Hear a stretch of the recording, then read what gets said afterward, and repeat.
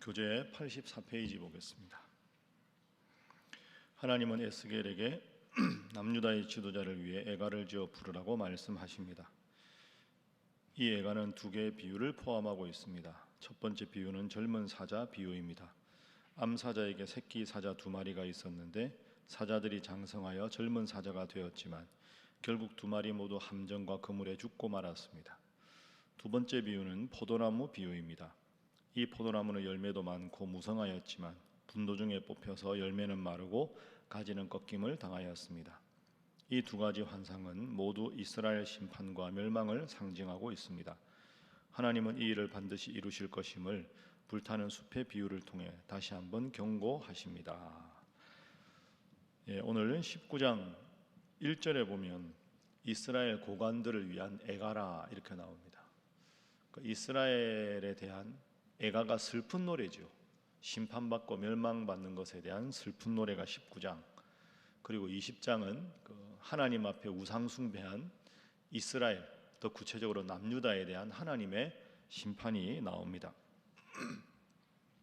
자, 19장 2절에 보면 부르라 내 어머니는 무엇이냐 암사자라. 암사자가 사자들 가운데 엎드려 젊은 사자 중에서 새끼를 기른다. 그러니까 암사자를 통해서 새끼들을 기릅니다. 그럼 이 암사자는 누구냐, 뭐냐 하면 다윗 왕조를 말합니다. 그러니까 남유다는 다윗의 후손 솔로몬, 솔로몬의 후손 르호보암, 그 이제 남유다라는 나라. 그래서 남유다의 가장 중요한 인물은 이스라엘 전체도 그렇지만 다윗이죠. 그 다윗 왕조입니다. 그 다윗의 자손들이 계속 이렇게 왕위를 계승하는 거니까 암사자에게서 새끼들이 태어난다 하는 거죠. 3절에 그 암사자에서 태어난 새끼 하나를 키우는데 젊은 사자가 됩니다. 어린 새끼가 젊은 사자가 되는데 3절 뒤에 보면 사람을 삼킨다. 사자가 사람을 삼키는 건 위험한 행동이죠. 그러니까 다윗의 후손들 중에서 후손 중에 왕이 되는데 그 왕이 사자가 사람을 삼킨다. 하나님을 업신여기고 백성들을 멸시한다. 하나님 앞에 바르지 않은 왕이 된다 하는 것이 사람을 삼킨다. 그러면 그 사자를 삼킨 사자가 어떻게 되느냐? 4절에 이방이 듣고 함정으로 그를 잡아 갈고리로 꿰어 끌고 애굽 땅으로 갔다. 애굽 땅으로 이 젊은 사자가 끌려갑니다. 그러니까 역사적으로 보면 이 젊은 사자는 17대 왕 여호아스를 말합니다. 그러니까 이게 좀 어려운데요. 이 에스겔이 지금 남유다가 멸망하기 직전의 상황, 얼마나 하나님 앞에 죄를 많이 지었는가 하는 것을 보여줍니다. 그러니까 다윗 왕조의 남유다의 마지막 그 왕들이 얼마나 하나님 앞에 부패했는가. 예를 들어서 여호아스라는 왕은 남유다의 17대 왕인데 그가 왕이 된 다음에 하나님을 잘 섬기고 백성을 섬기지 않고 사람을 죽였다. 왕 노릇을 잘 못했다. 그러니까 하나님께서 그에게 진노해서 4절에 애굽 땅으로 끌려가서 그를 죽게 했다. 그대로 되거든요. 그 이야기입니다. 또 하나의 사자가 나옵니다. 5절에 보면 암사자가 다윗 왕가에서 소망이 끊어진 줄 알았는데 새끼 하나를 또 골라 젊은 사자로 키웁니다. 그 다른 왕이죠. 이 왕은 19대 왕 여호야긴을 말하는데요. 이 왕이 보면 6절에 또 사람을 삼킵니다. 그러니까 사자가 하지 않아야 될 행동을 하는 거죠. 그 9절에 보면 바벨론 왕에게 이르렀다. 바벨론으로도 끌려갑니다. 그리고 10절부터는 마지막 왕 시드기야입니다. 그러니까 여러분 이게 이제 좀 어려운데 핵심은 뭐냐 하면 남유다가 왜 멸망했느냐? 하나님 앞에 지도자가 하나님을 업신여기고 백성들을 멸시했다. 그 결과로 남유다가 이런 끔찍한 바벨론에게 멸망당한 이유가 되는 것이다. 그걸 이제 슬픈 노래로 지은 것이 19장의 내용입니다. 그래서 오늘의 첫 번째 기도 제목은 하나님 주신 직분을 두려움으로 감당하게 하소서 하는 것입니다. 하나님 주신 직분을 두려움으로 감당하게 하소서. 왕이면 왕답게 하나님 잘 섬기고 백성을 인도해야 되는데 왕들이 하나님 앞에 젊은 사자가 돼서 타락하니까 결국 나라가 망한다. 비단 왕에게만 해당되는 게 아니지 않겠습니까?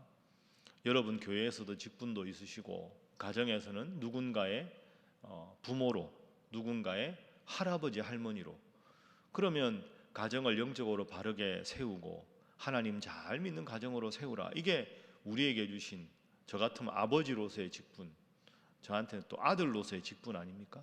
그런 직분을 두려움으로 잘 감당해야 돼요. 하나님께서 왕위를 주신 것은 뜻이 있는데 그 뜻에 반대되는 행동을 했을 때 그가 애굽으로 끌려가고 바벨론으로 끌려가고 나라가 망하게 된다. 내게 주신 직분을 두려움으로 잘 감당하게 하소서. 어떻게 하면 그렇게 할 수 있을까요? 어떻게 하면 내가 오늘 나에게 주신 직분을 잘 감당할 수 있을까? 두 번째 기도 제목입니다. 내가 하나님 앞에 있음을 늘 기억하게 하소서 하는 것입니다. 나는 지금 하나님 앞에 있다. 다른 사람과의 관계가 아니라 내가 지금 하나님 앞에 있다. 내가 지금 하나님 앞에 바른 마음인가, 바른 삶의 태도인가, 끊임없이 그걸 점검하는 것이 우리가 직분을 잘 감당하는 가장 중요한 삶의 원칙이라는 겁니다. 사람들이 여기서 참 실수를 많이 합니다. 내가 하나님 앞에 있다가 아니라 내가 사람들 앞에 있다. 이걸 자꾸 생각하면 사람들 앞에 내가 어떻게 좋은 인상을 줄까, 좋은 사람이라고 좋은 이미지를 갖게 할까, 이걸 자꾸 본질적인 관심으로 생각하면 그게 타락하게 된다는 거죠. 그러니까 지금 에스겔 전체가 말하는 거 뭡니까? 하나님이 제일 미워하시는 것은 우상숭배입니다. 우상숭배는 하나님과 나의 관계지 나와 백성의 관계가 아닙니다. 제가 목사지만 목사가 가장 신경 써야 할 것은 하나님과 저의 관계입니다. 제가 지금도 이제 주일 설교 준비를 계속 시간 나면 하지 않겠습니까? 이 설교를 어떻게 해서 교인들에게 우리 목사님 설교 잘한다는 말을 들을까? 어떻게 하면 좀 기가 막힌 감동적인 예화를 찾을까? 이게 본질적인 관심이 되면 목사가 타락하는 거죠. 교인들에게 인정받는 목사, 교인들에게 칭찬받는 목사가 되겠다 하는 순간 그거 목사는 타락한 겁니다. 눈에 보이는 교인과 성도의 관계가 아니라 눈에 보이지 않는 하나님 앞에서 하나님이 이 말씀을 통해서 어떤 걸 교인들에게 전하기를 원하실까? 끊임없이 그 관심을 가져야 하나님이 이렇게 전하기를 원하시는구나, 이 본문을 이렇게 해석해서 이렇게 적용하기를 원하시는구나, 그걸 제가 받아서 그 확신을 가지고 여러분들에게 전하는 거죠. 결과는 하나님이 알아서 하시는 겁니다. 하나님 앞에 내가 서 있다. 여러분도 오늘 마찬가지입니다. 오늘 하루를 살아갈 때 내가 오늘 어떻게 처신해야 될까? 이게 아니라 하나님이 오늘 이 상황에 나를 처하게 하시면 내가 어떻게 말하기를 원하실까? 내가 오늘 이 모임에서 어떻게 행동하기를 하나님은 원하실까? 그러니까 하나님이 원하시는 바가 뭔가를 끊임없이 생각해서 그 받은 말씀대로, 그 받아주신 마음의 태도대로, 그 받은 입술의 지혜대로 그대로 하면 하나님이 책임져 주는 거죠. 그게 딱 막히면 자꾸 보이는 상황에만 매몰되다 보면 이렇게 되는 겁니다. 젊은 사자가 돼서 백성들을 두려워하지 않고 백성들을 해하고 하나님을 무시하고 그러다 보면 우상 숭배하고 그러다가 나라가 결국 망하게 된다.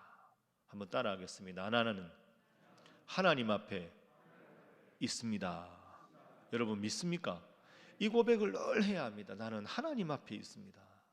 사람들 앞에 서 있기 전에 하나님 앞에 있습니다. 하나님 앞에서 내가 오늘 어떻게 그 태도를 잃어버리면 왕도 타락하고 지도자도 타락하고 나라가 망한다. 이게 19장 20장 전체 교훈입니다. 마지막 기도 제목입니다. 세 번째 기도 제목은 늘 하나님 원하시는 것을 선택하게 하소서 하는 것입니다. 늘 하나님께서 원하시는 것을 선택하는, 내가 하나님 앞에 있으니까 하나님 원하는 걸 선택하고 살아가야 되겠죠.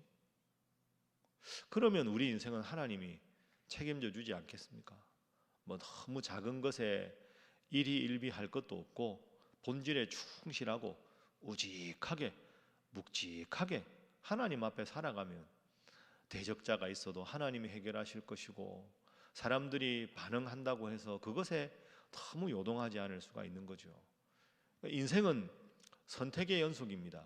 하나를 선택한다는 것은 하나를 포기하는 거죠. 하나님 원하시는 선택을 하는 게 중요합니다. 20장 아주 긴데요. 20장 전체의 핵심은 이겁니다.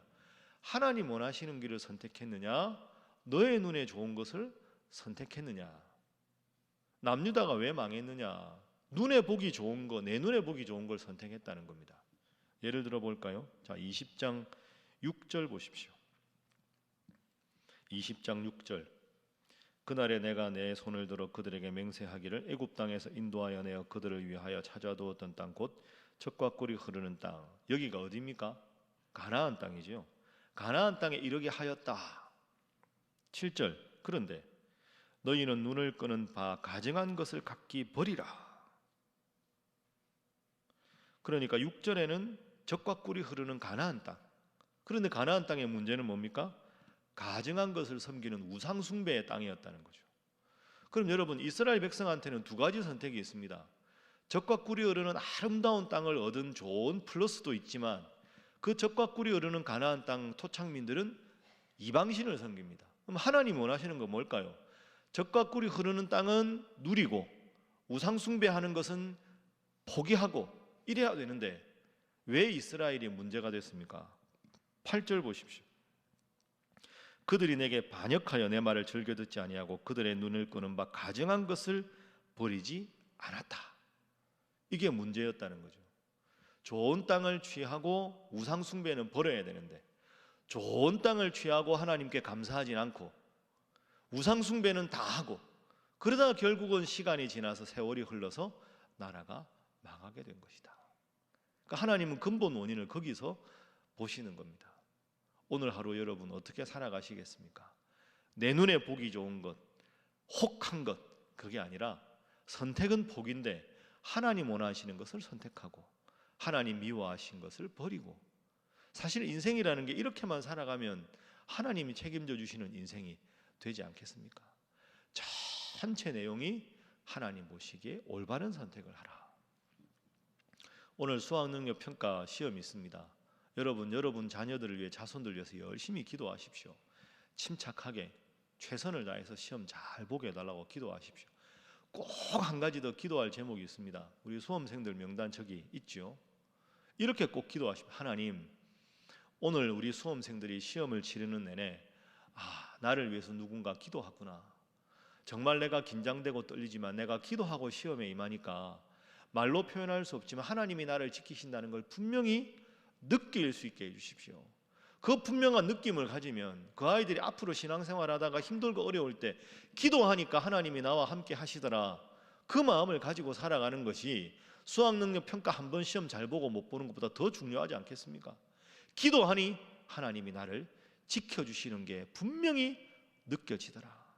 그래서 평생 동안 하나님 원하시는 선택을 하는 그런 아이들 되어야 되지 않겠습니까? 우리 함께 기도하겠습니다. 기도하실 때 하나님, 주님 주신 직분, 주님께서 원하시는 올바른 선택하게 하시고 늘 하나님 앞에 내가 서 있음을 기억하게 하시고, 오늘 시험을 치르는 우리 수험생들도 하나님 앞에 기도하고 시험 치르게 하시고 하나님께서 좋은 몸의 컨디션 주시고 집중력 주시고 최선을 다하고 하나님 앞에 기도함으로 결과를 하나님께 맡기는 지혜로운 수험생들 되게 하여 주옵소서. 다 함께 주님 앞에 기도하겠습니다. 주여 믿습니다. 주여 믿습니다. 주여 믿습니다.